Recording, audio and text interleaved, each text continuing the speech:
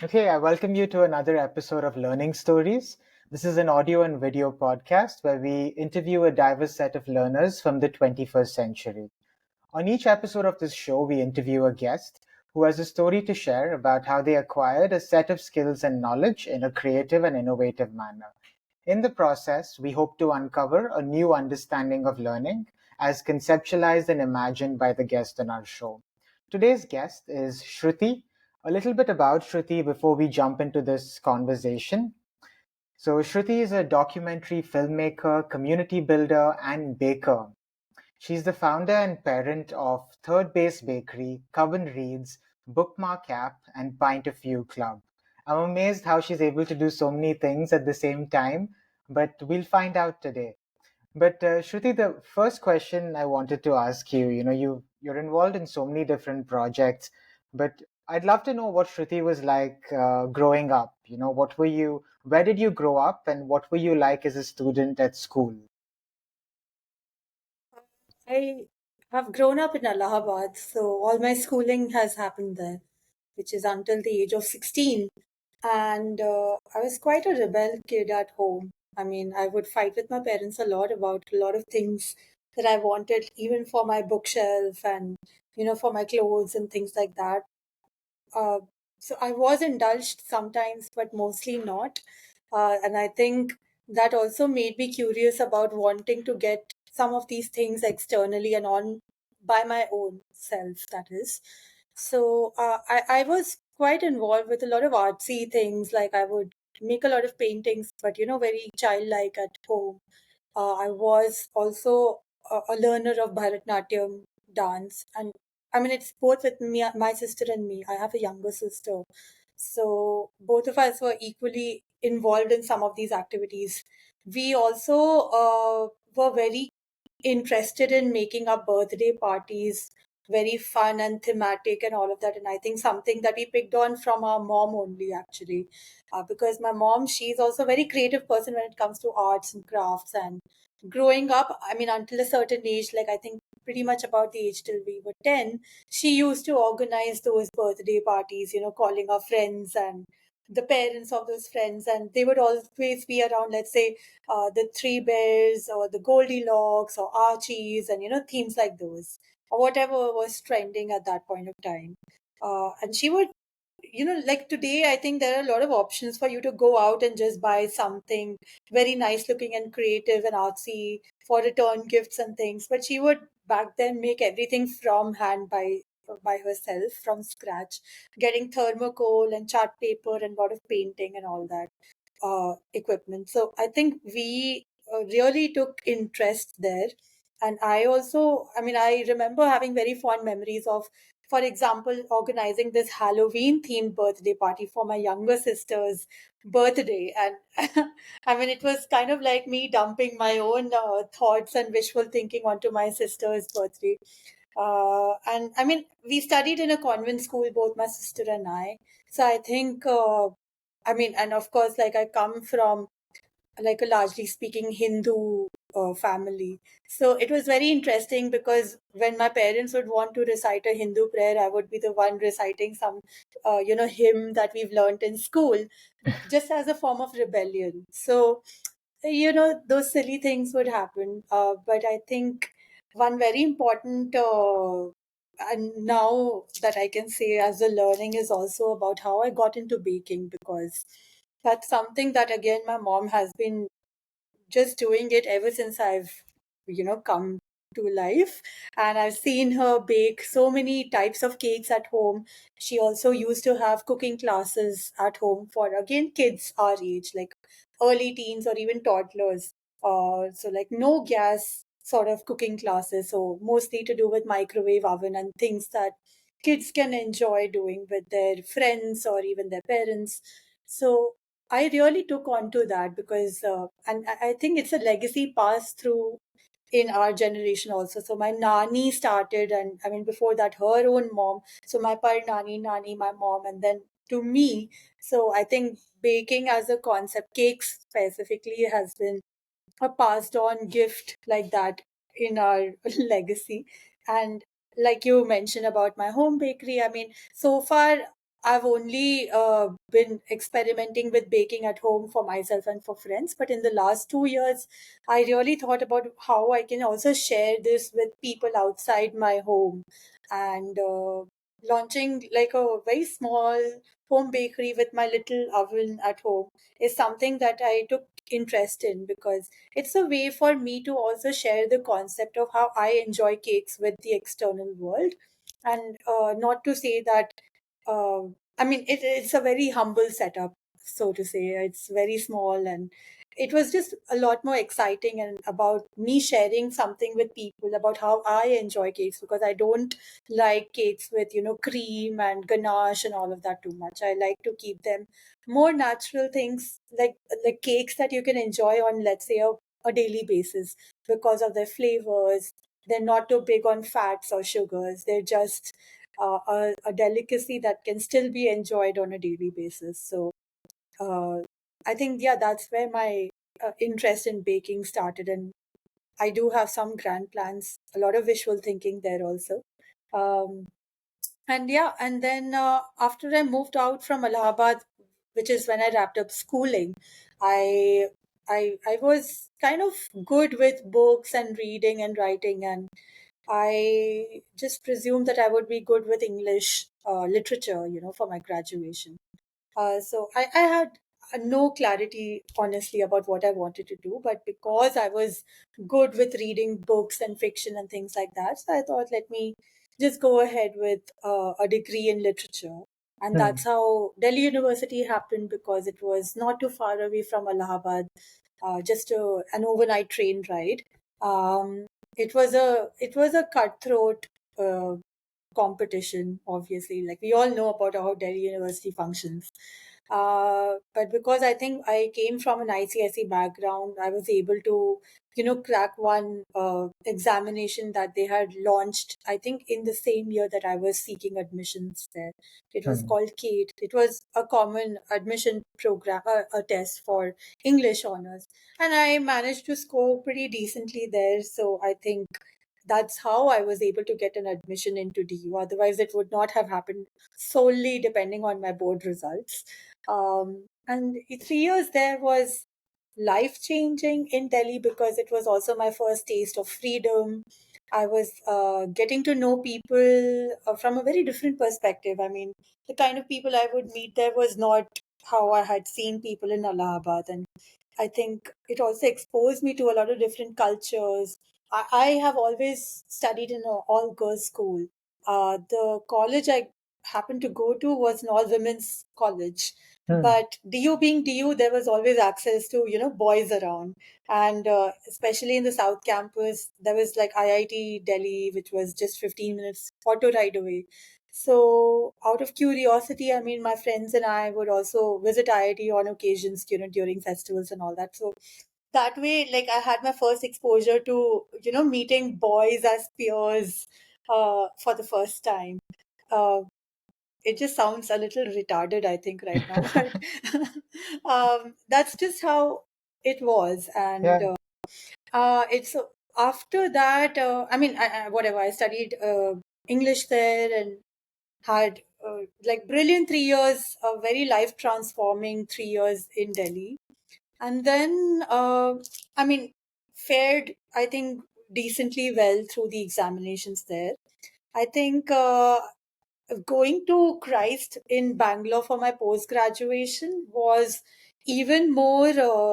I would say it challenged me in a way about how culturally I was seeing things, because Hmm. suddenly I was living in Bangalore, and I had bits of knowledge about how Bangalore would be, because my mom has also grown up in Bangalore, like her entire childhood was in Bangalore. So I have heard those stories about Bangalore. But um, when I came to Christ, because there are a lot of people who are international students and a lot of people from South India also, and some from North, but largely from the South.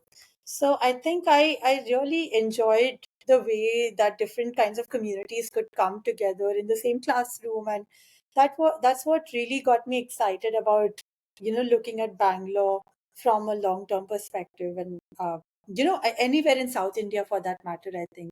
I happened to study Masters in Media Studies in Mm. Christ for my post graduation. And for the first time in my life, this was a course that was very assignment driven. It was very practical assignments driven rather than only theory.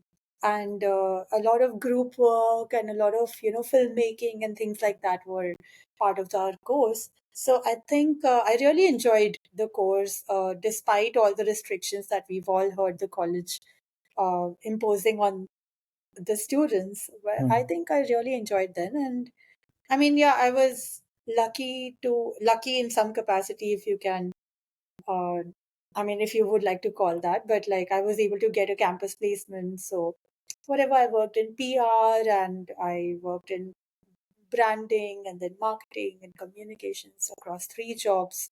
And that was, I mean, my corporate life was for about 8.5 years. Wow. And then only last year, I think June is when I decided that I think I need a break of sorts, because I've never taken a long-term break, even between 2 jobs. Like Yeah. it's always been a week or 2 weeks max. So this time I thought that I just want a break, and I'll see how things go. But then I took a break, and somehow I've not felt the need to look back at taking another corporate job, Mm. thankfully. Uh, I mean, there were very lean periods where I was also wondering what the hell is going to happen with my finances. Like I'm not making any money and all that. Mm. Uh, up until I think a few months ago, in fact. So, but otherwise, it was a very inspiring time for me, because I also found myself getting into things which I never had thought about earlier.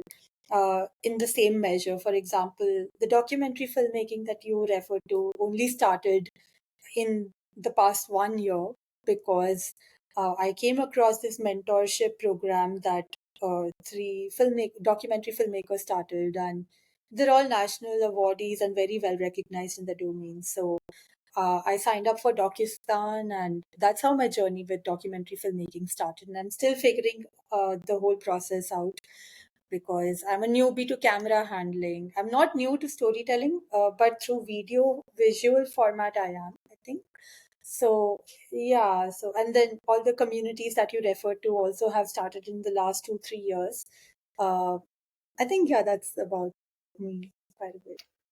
You did such a great job, telling me like 20 plus years of life experience in Yeah, like a monologue. But I think that was so interesting, Shruti, and I have so much I want to unpack there. Like, firstly, growing up in Allahabad, like, what was your what are your current memories of the influence of your parents on your outlook, and what was it like growing up in a city like Allahabad? Like, I'm assuming it's a little different from like the larger metros like Bangalore, yeah. Delhi, or Mumbai. So can you tell me a little bit about those two pieces? Sure. So I think one very, I mean, I would start with my grandfather actually.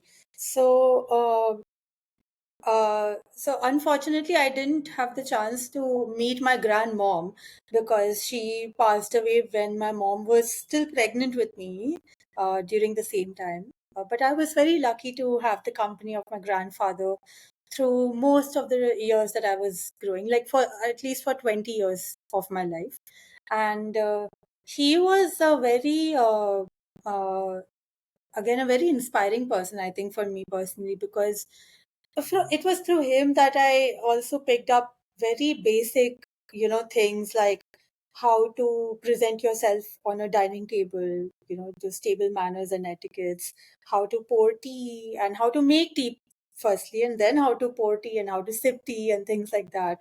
Um, I also, I think, got an understanding of what taste means through him in some capacity, because I mean, he had this collection of perfumes that I was exposed to through him, like some really good brands from across the world, because he would travel for work across the world. He used to collect a lot of currency coins and notes again from his travels, and keep them displayed, whatever, like in front of me, like he would come and show me. He was also like, when it comes to linens and the way he dressed and all of that, was very like, he was called the Devanand of his times. When he was growing up in college, he studied at BHU. So I think I developed my taste from back then. And even in terms of artwork, I think there was a lot of artwork that my grandmom or even my aunts had made even before my mom had got married. So some of that was at my home. And I think that's what has defined the way that I think I still look at art, and how I have developed my taste as an adult. I think there has been a huge influence from there, from my grandfather.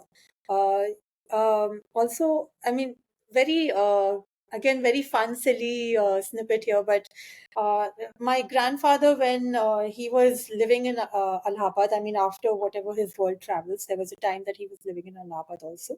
So he was working at a factory which is in Naini. So Naini is like another town near Allahabad, which is just a boat ride away from Allahabad across the Ganges. Or, of course, there is a bridge also, but it's more fun when you go over the river via a boat than your car.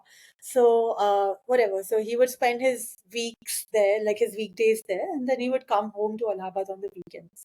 So every weekend he would get me and my sister a whole bag of, those Alpenliebe toffees or eclair toffees, or, those miniature toffees, but the whole packet.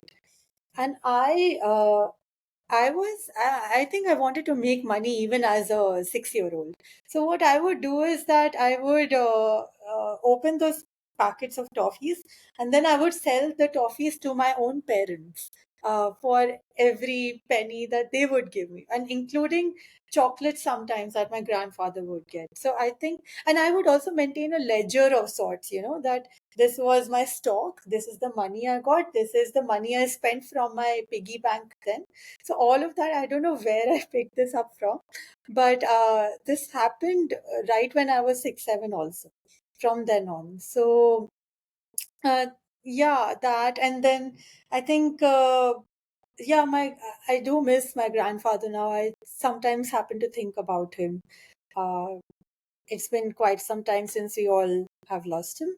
But I think after, I mean, so actually, what also was the case that my grandfather would also rescue me from my parents. Sometimes when like my parents were like after me, and especially around examination days and things like that. So like he would come and tell my mom, for example, why are you scolding her so much? Let her have fun, things like that. And not like in a rude way or whatever, but he would try and come rescue me, pacifying her of sorts, like that. So, I mean, it was a fun childhood that way.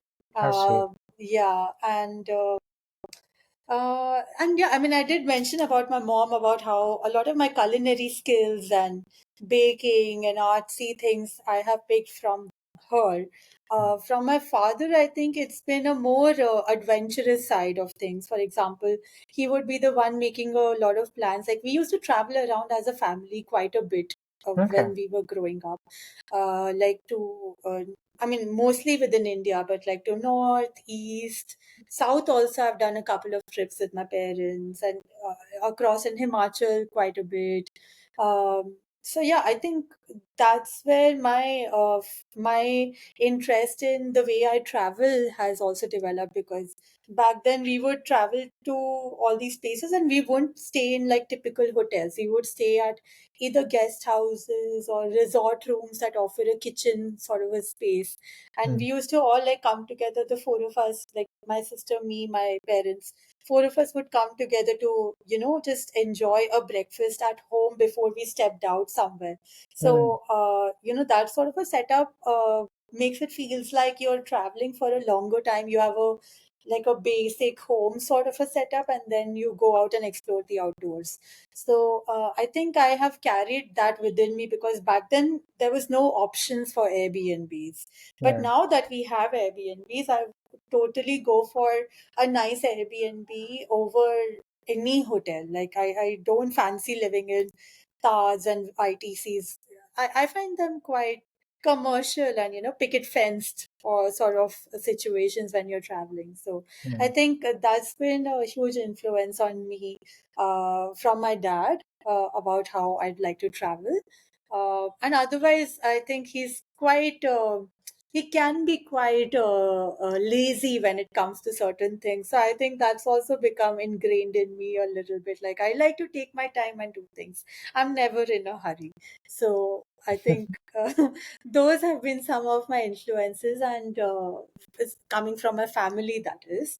Right. Um, and yeah, and I think I've made some really great friends again while growing up in Allahabad, who I continue to be very tight with, I think, which is a rarity even in today's times, despite social media and all that. So, for example, um I have this friend, her name is Prakriti, and lucky for me, she also lives in Bangalore now. And I've known her all my life. Like, I'm 33. I've known her for 33 years of my life. In fact, even before that, because our parents were also friends. We're next door neighbors in Allahabad.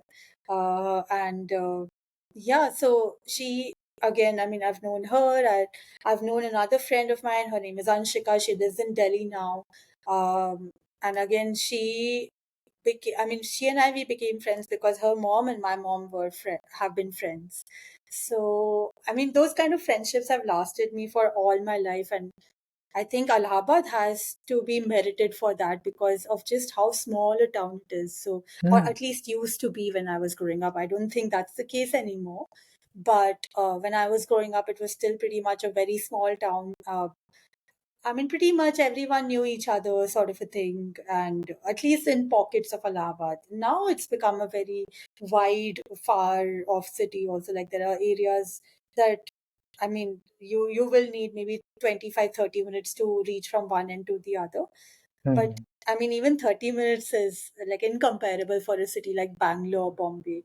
So, but I mean, that's Allahabad for us all. And it was much smaller, like back then. Like 10 minutes, you will be out of the city, like it was like that. Hmm. So, I think Allahabad for me was mostly about, these friends of mine, and maybe going for Bharatnatyam classes with them, or some summer vacation art classes with them.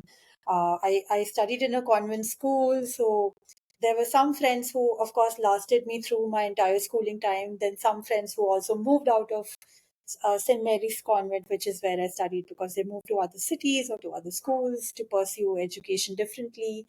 Uh, but yeah, I mean, it was mostly about, I think, a lot of home time, a lot of home learnings from my parents and my friends' parents, and I think that's just how we grew up. Like, we spent a lot of time at each other's homes.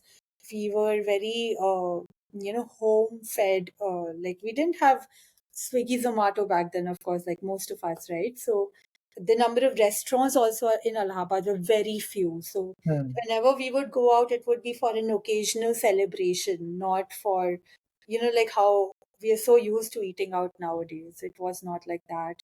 Um, I was also, um, I think, I mean, I've never been a Barbie doll person or a car racing person, but I think I always took keen interest in those kitchen sets and, those clay made kitchen utensils and sets that used to come. So I used to really enjoy playing with them, I remember. I was again not a very sporty person, but I used to love bicycling around, and again, not in this whole city because that was not allowed for us. So Okay. just in the vicinity of my house, like we would go around, and again with a couple of my friends on our bicycles, we would, keep running around and all that. So that was there. I have some really fond memories of how my summer vacations were spent because Allahabad back then had terrible electricity problems. I mean, we would have random power cuts for 10 hours, 11 hours, 12 hours. I mean, things like that. So, of course, the inverter came in some years. Then there was a generator also that we had to get installed. So all of that, we had that as a backup. But even then, I mean, the summer heat in Allahabad it's just terrible, with the loo that happens. So I think, I mean, the way that our house was designed was that there was this huge cooler, वो खस वाला cooler होता है ना जो, Hmm. so that used to cool through the whole house, and that's how we spent a lot of our summer in our whatever cotton frocks and dresses, and a lot of dahi in our meals, and buttermilk, and bel ka sharbat, and whatever mango juice, aam panna, all of that. So very typical North Indian summer sort of a upbringing. And uh, when our cousins used to come down from Delhi and Bombay, cousins as in my buas and their kids and all would come down for a month or so, right? Like it would be a grand celebration of sorts every time. So I mean, those are the kind of memories I've grown up with in Allahabad because it was very homebound of sorts, and I would barely go. I mean, we didn't go really anywhere outside of our home and school and our friends' homes. There was no place to go otherwise, too. So yeah, You had so I think I've many, like, been speaking for too long. no, no, you're not at all, Shruti. I mean, there's so many stories from your.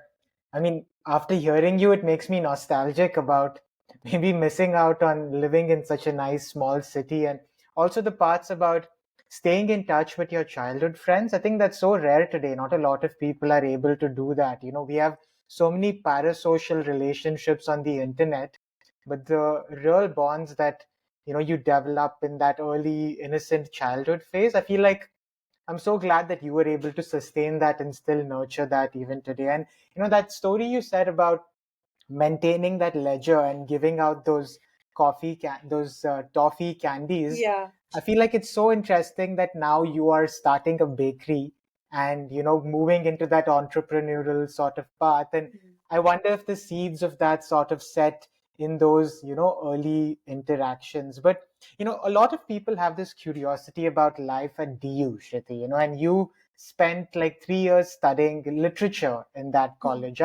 I'm curious, like, for someone that is really interested about this experience, the DU experience, like if you could tell me 4 or 5 things that defined or shaped your DU experience, and why English literature? Like, what was it about literature that sort of I mean, instead of answering that, maybe you could tell me about 3 or 4 books that you read during that time that maybe rewired your thinking about, the world or human beings in general. So the DU experience and, your connection to literature at that time, I'd love to unpack that as well. Uh, okay, let me start with how I think culturally it was. I'll start with the cultural immersion first, I think, and then Right. get into the syllabus. So I mean, for me, DU was like this. I mean, in fact, going to Delhi suddenly. I mean, because I've spent all my schooling life until then in Allahabad. Hmm. And Allahabad and Delhi are very different cities, even though it's just a train ride away, an overnight train ride away, but it's very different. Um, Delhi was this major city with like metro and wide roads and all these glitzy malls and boys, suddenly for me, I mean, they all look very different. They talk very differently. And I mean, in retrospect, not everything was as glamorous as it then looked to be then. Uh, I think that way it was a very interesting time for me because that's, I think, also where I kind of discovered a lot of aspects about myself because until then I was homebound, mostly fed by my parents and things like that, right? So I was doing everything by my own, and I was also learning. I mean, it was a course that I had opted for. Nobody had asked me, nobody told me to go for literature. No one tells you to go study literature. So it was of my own accord. In fact, my parents had also tried to, get me to study CLAT and give CLAT and things like that. But, as soon as I saw the syllabus. I'm like, what the hell? Like, this is never this is not my domain. It doesn't sound even an ounce of an interesting to me. I didn't, thankfully, do any of that, and I had the option to select a course of my own choosing, and that's how I mean, DU and English literature happened for me. And I mean, I also have made some great friends there. Some have continued to be, fortunately, some have also fallen through. But that's okay. I think it's just part of how human lives evolve and friendships evolve. I think for me, going to Delhi was living, like starting to become that adult sort of a thing. So I was suddenly uh, part of stories or listening to stories of how, adults live in a new city where they have come, because I was also living in a paying guest house where there were a lot of people who were also coming from other smaller towns and who I was living with very close to my college on Siri Fort Road, in fact. So I think I I mean the kind of stories that I would hear about how friendships evolve, or how people talk about you or with you. I think it's like verses with you and about you. So that and just I think that all of that kind of exposed and gave me a reality check for also how adult life is or can be. Um, I'm not sure if my experience at DU really opened my mind about how I should look at my career, because Hmm. again, English literature as a course doesn't really offer you guaranteed path that you can pursue. I mean, of course, the usual suspects there are journalism and media, or further academics, or psychology, or things like that. So, something in social sciences, but also not exactly what it should be, right? So, I think more than what I studied for building a career, then it was the time that I spent there was more about how I discovered myself, how I can be with people, how I am with friends, like how I am making friends. What is it that I like about people, or what do people like about me? So I think that was my learning, largely speaking. I was very involved in extracurricular activities there because it was again mandated in our college. Like we had to, for example, go there was something called NSS, so it stands for National Service Scheme, and we had to be part of something that is uh, like where you are serving the society in a way. Yeah. And there were certain hours that we had to log for the time that we spent there, and only then were we graduated to the next year. That was mandatory as part of our course. So I in fact volunteered with an NGO that focuses on environment. It's called Swecha. And it was basically we were asked to put up street plays around environment and garbage disposal and things like that. So we would compose the street play. We would participate in it. We would act, and of course, we were a whole group of 10 to 12 people. And then we would go to various colleges in Delhi University. We would go to various market areas in Delhi, and we would perform the street play there. So I think all of this was very new to me because I had not done anything like that. I also had volunteered at the World Book Fair, as I think they need volunteers to get people around because it's a huge trade fair that happens. So I had volunteered there, and we had also got some compensation for a time that we spent there. So it was, I mean, after my chocolate selling at home, this was my first official internship of sorts, you can say. Hmm. So I think, yeah, so it really exposed me to how the world lives, how differently people can be from one another, um, what people like and what trends mean, for example, why a certain topic needs to be spoken about in some places. Hmm. So it kind of gave me an experience into, I think it kind of gave me an experience into what marketing means, or how how things can be how things can be made to look more important. I think also what emotional influences mean, because I mean it was a time when I think we were also uh, a lot of us were also discovering relationships for the first time. Yeah. And there were a lot of heartbreaks and all, right? So I think that's what I remember about my time at DU and Delhi largely.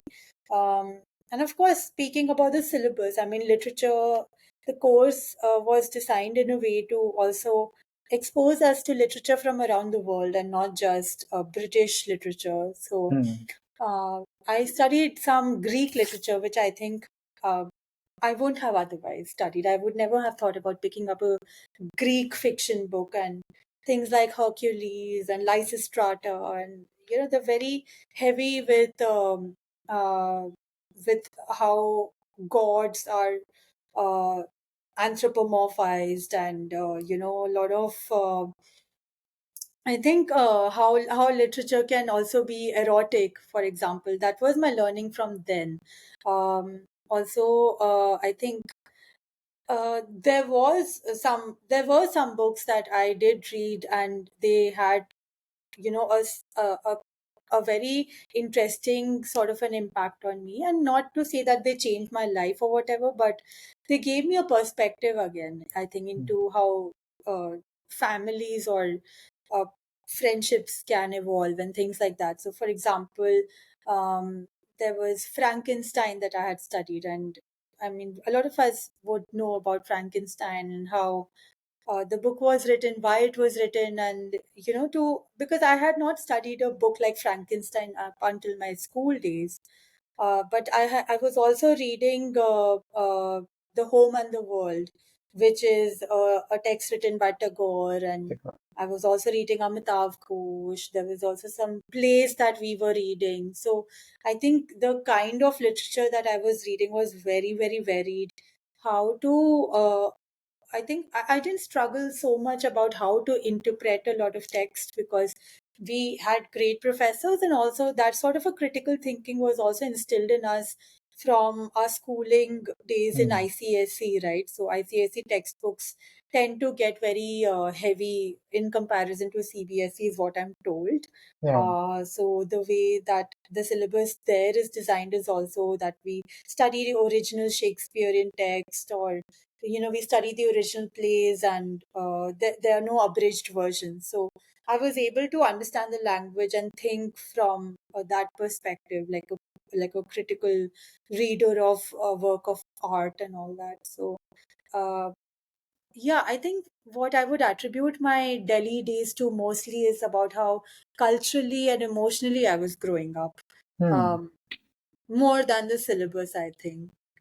I love that, Shruti. And I think, that idea of like a lot of people today wonder how people can develop this inclination to reading, and I don't feel like it's something you can develop overnight or through a course. It's something that you have to do for a really long period of time. And I think for you, you can see that, whether it was your home upbringing, whether it was, your time in the ICSE or those years at DU.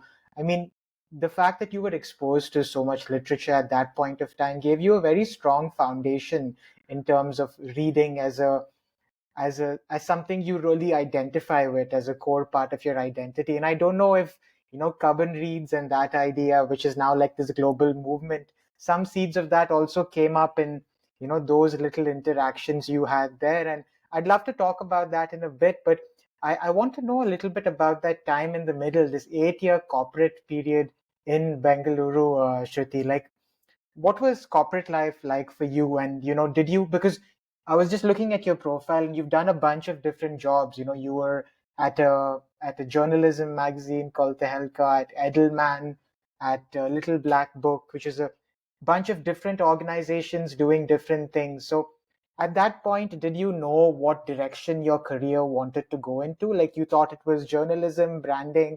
Like, what was that corporate time in your life like? And like, Uh, whatever you remember of it again.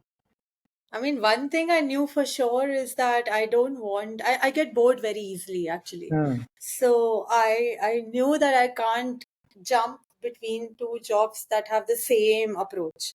So I Okay. never, for example, Tehelka was an internship. It was a 2-month internship. And unfortunately or fortunately, at the same time that the magazine had the whole scenario with Yeah. Tarun Tejpal, right? So Yeah. it was part of my, I mean, this internship was part of my course during my master's. which I studied at Christ. And I mean, when I came back with my internship certificate for my Viva, and we all had to do a presentation of what we did during our internship. After I did all of that, the professor in the panel, one of them, she asked me, "Oh, did you get to see Tarun Tejpal?" Like, Hmm. I don't know how to answer this. Uh, so that was there, but I think. I knew for a fact that I can't, for example, jump from my PR job at Edelman to another PR job at Hmm. another PR agency. That was not my kind of thing. Yeah. And I think I was very lucky to have found an opportunity at LBB also, because both were very different jobs, very different environments, very different people to work with.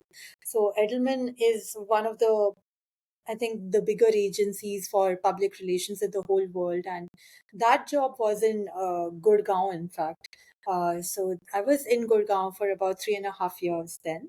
Okay. Um, and it was, I mean, it laid the foundations for how I would become, as a professional later on. It taught me, I mean, that my time there with my managers, they taught me how to even write professional emails, for example. I'm sure they knew they were signing up for something as basic as this, because obviously they chose to hire me. Um, but it was very interesting again, because I was suddenly working with TCS, and I was traveling to Bombay for the quarter results every time. So like I've seen uh, Mr. Chandrasekharan just like this, like Wow. my as my client, and I've not had an occasion to interact with him directly so often, maybe once, I think, because we're just their PR agency. But of course, I was working with their communications and head of communications and PR.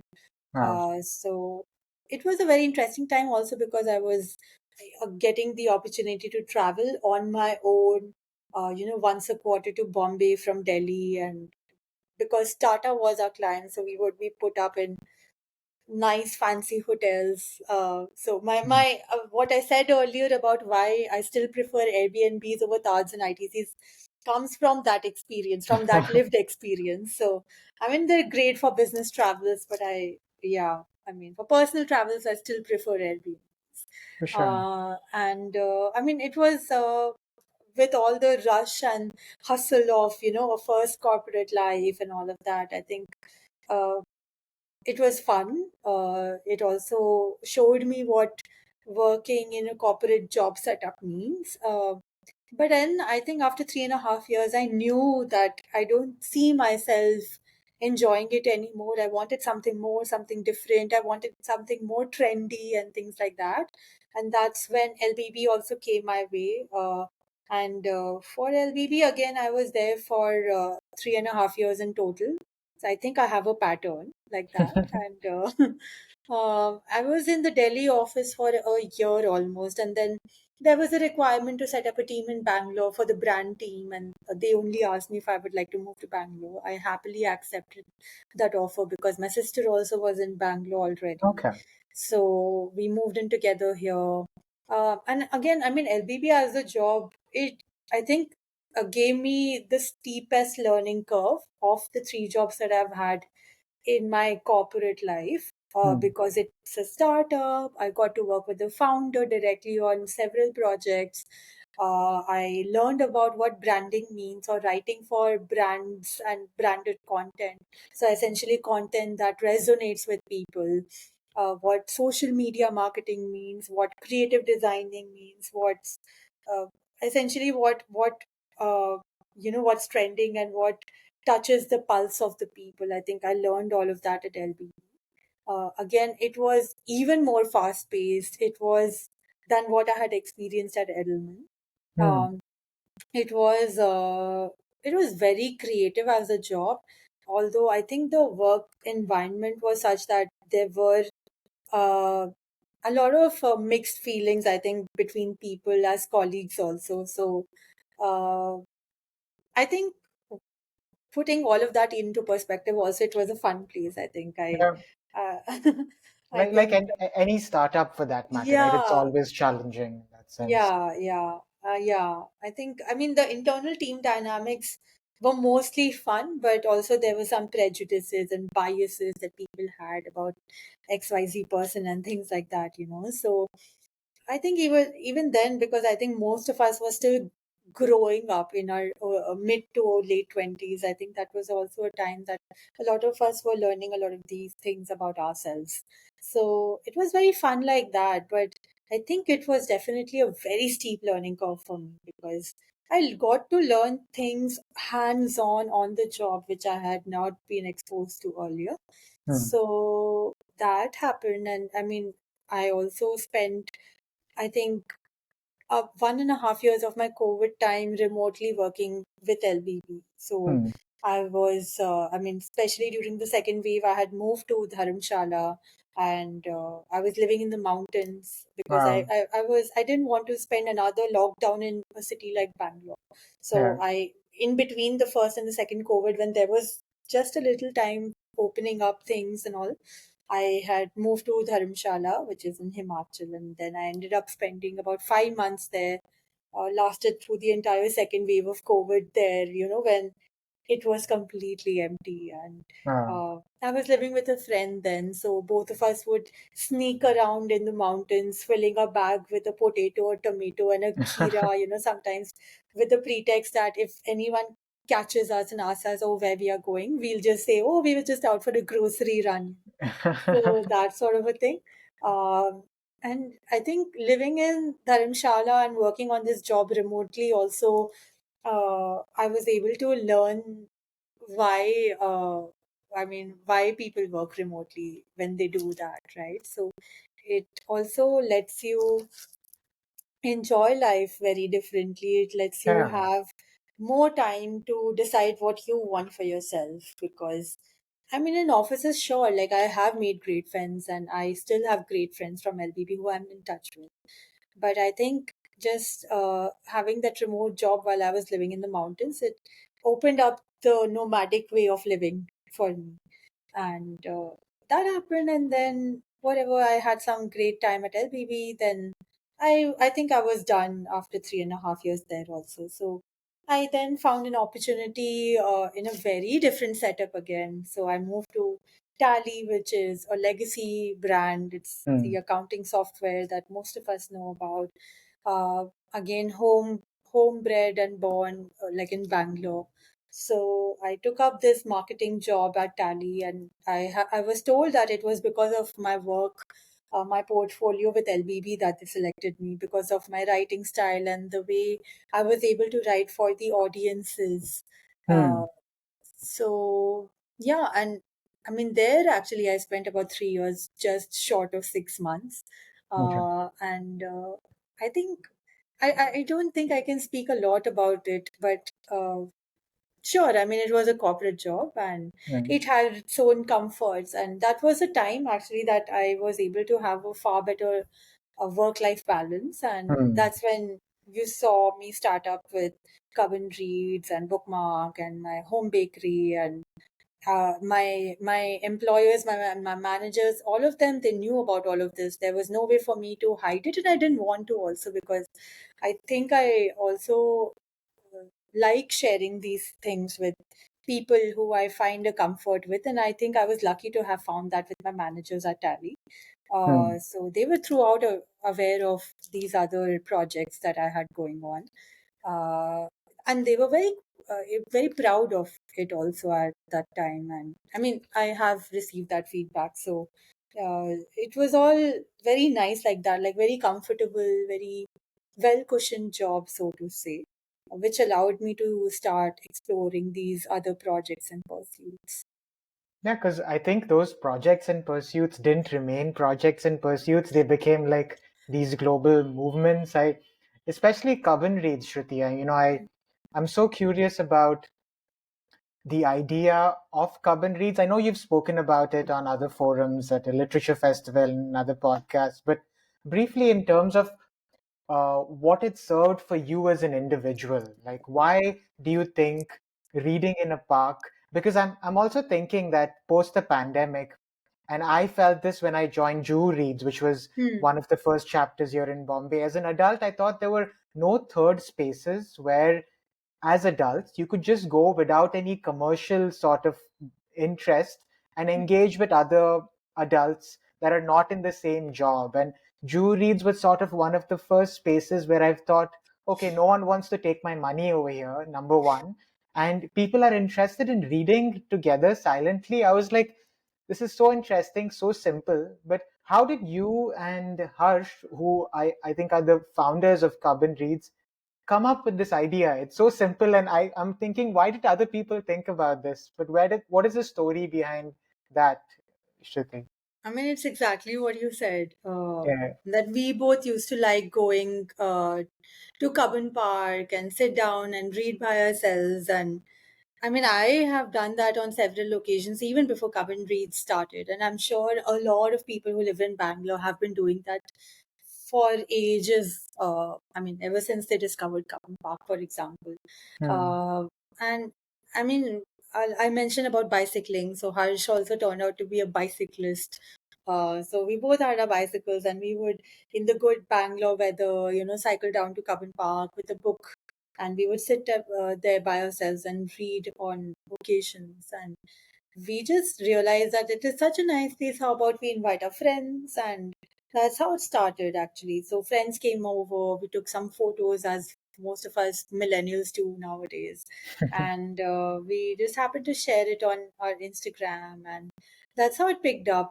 So I mean, friends started responding on Instagram that, hey, I also want to join. So we thought, how about we just start documenting what we're doing through this page called Cubbon Reads. And it literally was just that. We never thought it would become what it has. So uh, because we're not doing anything different. I mean, people have been going to parks, I mean, for ages before I was even born. So to read, sit and read. So that's how it started. But I think it became something into what it became only when we started documenting this consistently week on week, and it became like a pattern, and it's like we gave a new ritual to the city. That's what Cubbon Reads did.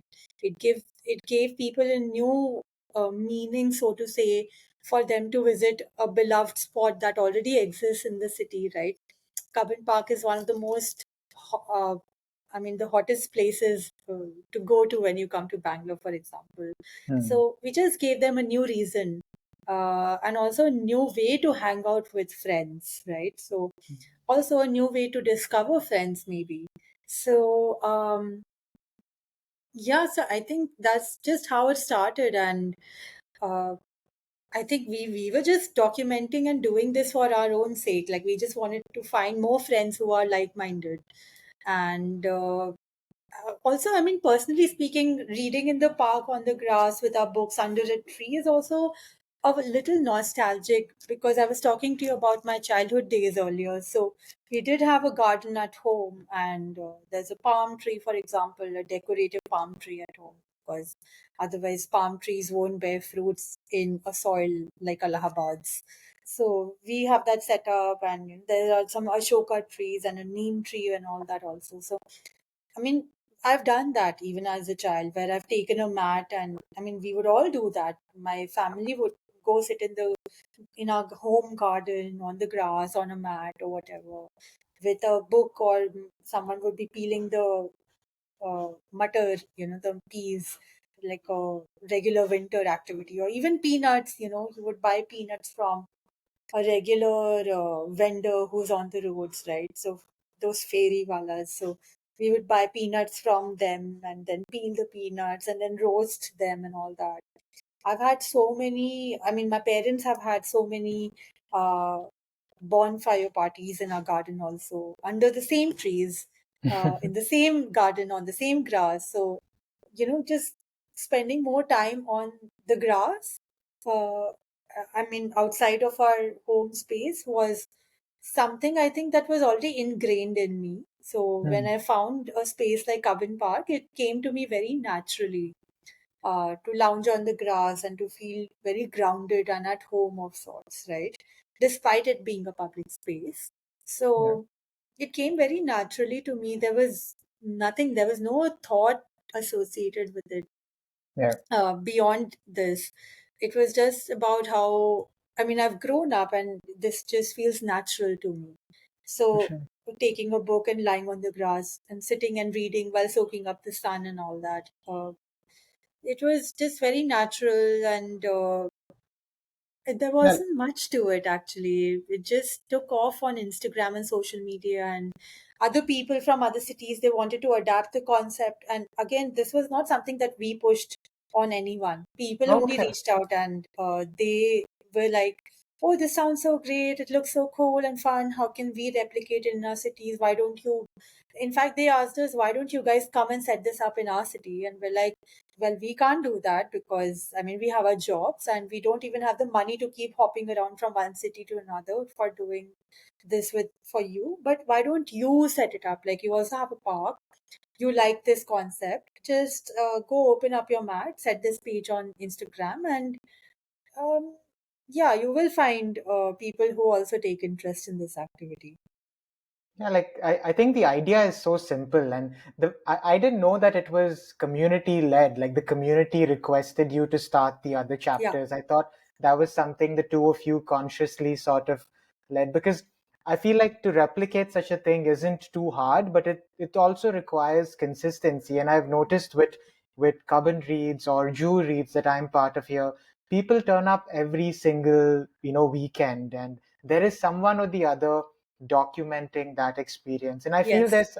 there's something about that consistency that builds trust and credibility, especially when you're creating that sort of a community. And I, as a member of Jew Reads, which was largely inspired by Cubbon Reads, I found two of my closest friends at Jew Reads. So thank you, Shruti, for creating Cubbon Reads that led to this indirect sort of benefit in my life. So Yeah. I'm really grateful in that sense. But two other projects that three projects that you started right now. I feel like this time of a gap year or a break in your career is so productive in terms of what you've been able to create, because it's um, Pint of View, your bakery, and Bookmark. So there are like these parallel projects running, and Bookmark is like an actual application. So if you could tell me maybe briefly about these three sort of projects, and how are you balancing time doing all three at the same time? Because they seem like full-time jobs with full-time teams in a lot of ways. Yeah, I think the priorities keep evolving from time to Yeah. time. Uh, but yeah, they're all very close to me, of course. I think essentially what I've come to realize, and I have this on top of my mind because I was sharing this with another friend just 2 days ago, is that I love bringing people together from, like people who are not known to each other, but I love bringing people together in the same Hmm. space. Uh, and I don't even know if I can call that building a community actually. It's just about, like for example, I have this friend who lives in Paris and then another friend who lives in Paris. And I just wanted to put the two of them in touch because whatever, like they both were individually sharing with me about how life in Paris is. And I'm like, hey, listen, like I think you will bond really well with that person. And they're both women, and I think I love also bringing women together, like from different parts of the world and all of that. So I think that essentially is something that gives me joy. And for example, like I don't know, but whenever I throw a huge party for some reason in my life, I would love to see friends from different quarters of my life coming together and celebrating together at the same time. Like that's what gives me joy. I think so. All these things that you have also taken names of the projects that you have named, I think somehow let me do that. Like, Hmm. even when it comes to baking, for example, I have hosted pop-ups for my home bakery at bookstores or at a film screening or things like these. So it helps me also connect to other people who love eating homemade cakes and very fresh, raw style of cakes and not the very well manicured, designed cakes from a professional bakery, for example. And likewise for Bookmark, I mean, it lets me, uh, it allows me to become a cupid of sorts, at times. So whenever someone gets back to me, and there are a lot of people who have written back to us saying that, oh, we met this special someone through Bookmark. thanks to you all. Absolutely. So it personally gives me joy that people are finding each other through things that I have built, and that goes for Cubbon Reads also. um I think so, yeah. Essentially, I just find it very exciting when, even personally for me, I think I love talking to people. So I Hmm. love meeting people. I love listening to them about their own lives.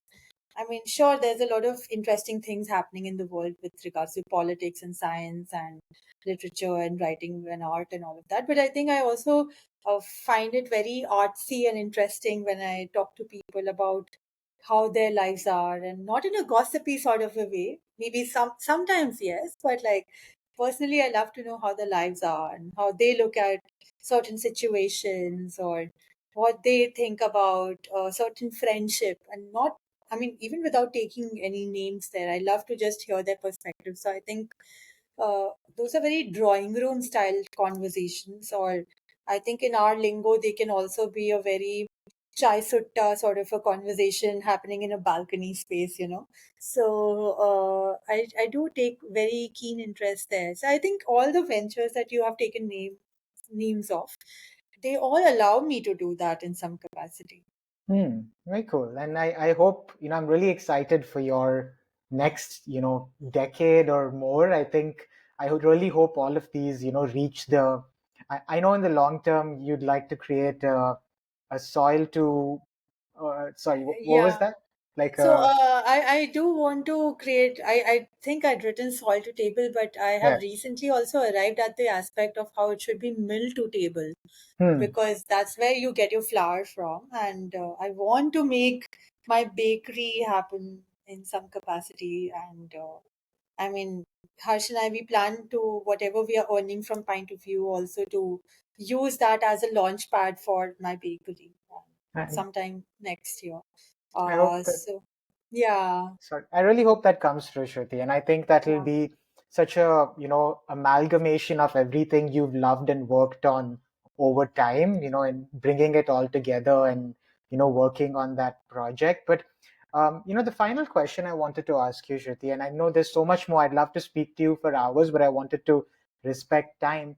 You're also a documentary filmmaker, and yeah. you transitioned into that career in the middle of your, I mean, towards like the middle of your corporate career. You took up like this course that you said with DocuStan and did that. But can you tell me about documentary filmmaking, not in terms of what you do, but in Hmm. terms of the documentary films that you have loved watching?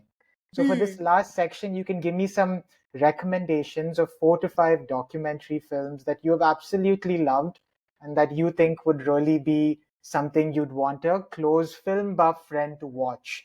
And through that, maybe you can tell me about your love for documentary filmmaking. Sure, sure, yeah. So, in fact, I took up the mentorship program not during my corporate life, but after that, Okay. because I mean, it started only last year in November. The mentorship program. I had left the job back in June last year, and it went on for about 7, 8 months. So, it concluded in April, May this year. Although, like, we are still very well connected with each other, the mentors, the peers, and all of us. And I, in fact, had made a documentary on Cubbon Reads. This was 2 years ago. That was a very short, 5-minute film on my phone itself. It was made, and it had won a grant from Bangalore International Center. Uh, So that, and a very small amount, but it kind of motivated me to maybe look at uh, documenting stories through visual medium. And I was doing some Instagram reels also, right? And they were working well and all. But I think I that's what seeded the my interest in documentary filmmaking. And when I came across this course by this time, I immediately signed up. Like, you have to fill a form, and that's how you get selected through an interview and all that. Um, and it's been again a very fun, very challenging course for me, because uh, it's not easy how you come up with an idea, and they really challenge you. Our mentors luckily, I mean, they're very experienced. So they challenge you to answer why you are picking up a certain idea for your own documentary. Why should you be the one telling this story, right? It could be anyone else. So what makes you different here? What is your stand in this whole Hmm. story? What is your perspective? What are you trying to communicate? All of that they would challenge us.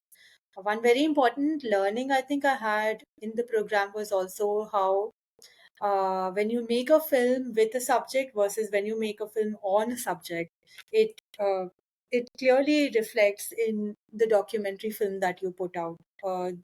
As an audience, you're able to perceive that very clearly. Hmm. So the humility or with the sympathy, I mean, is that what you're trying to project, or are you Hmm. truly invested in this story? Are you truly invested in these people, and are you helping them bring their narrative to the fore through your documentary? Like, those are Hmm. two different aspects. Like, so um, that was my learning, I think, and um, I think in terms of recommendations, some documentary names top of my mind are, I think there's one that I saw quite recently. It's by Shrimoy Singh. It's called And Towards Happy Alleys. Hmm. I really was very touched with the rawness of the film because also it was her first documentary. Um, and of course, like she went to Iran and she learned the local language and she was able to talk to a lot of people about literature and poetry and cinema. And also, it showed her politics without explicitly putting out there. And I think I Hmm. found that very relatable more than inspiring, I think, in the way that I'm also pursuing my documentary filmmaking journey. Fun fact, Shimoy also visited Cubbon Reads, That's good. but I was not in the city back then. And another film that I could say perhaps is um, I'm just thinking. There's another film. Uh, it's called Aina, and it's made by one of my mentors. His name is Siddhant Sareen. He's a documentary filmmaker. It's called Aina, and the film is on acid attack survivors. Uh, but again, not on them. He was actually living with them, and he was. I mean, he's been friends with some of them.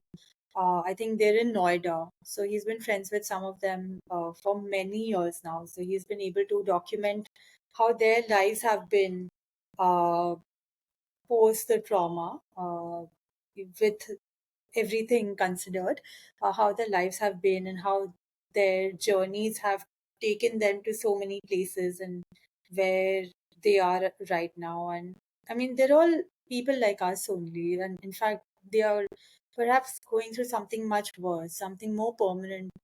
But even despite all of that, life looks fun for them. And I think it's a very hopeful story Hmm. there. I'm just thinking of which other ones. I I would like to recommend a very interesting filmmaker here who has a very different way of telling stories, which is through letters written to her to her dead aunt now. Hmm. Uh, Her name is Lipika Singh Darai. She is the only woman filmmaker from Odisha, and she's based in Bhubaneswar. And all her films have been, through letter writing to her aunt who's passed away. Wow. She's again, she's a three times national awardee, one of my mentors, one of my closest mentors, like my direct mentor, in fact. Um, I really look up to her, and I think watching any of her films would give you a very different perspective of how storytelling can be done because Hmm. she also narrates the whole film in her local language in Odia. And there's a lot of, for example, she's made a film on witch hunting that happens in Odisha. Hmm. So I'm unfortunately not able to remember the name, but if you just look up Lipika Singh Darai, it'll show you her entire filmography. Um, so yeah, I think those would be my recommendations. And otherwise, Mubi is a great platform to discover some really interesting documentaries. I think from across the world, from many languages also. Uh, yeah, I think. Yeah, I think that's such a great list, Shruti. I will be linking all of Shruti's projects and her recommendations in the show notes for anyone interested. And Shruti, one final thing, a book recommendation, because I know you read so much and you meet a lot of readers at, Cubbon Reads and your communities that you create. So something you've read recently that uh, that you really enjoyed, just like fiction, if you'd Uh, recommend something off the top of your head. uh, Fiction only or literary non-fiction works? Could any of the two, whatever you really enjoyed, but Okay, something that. yeah.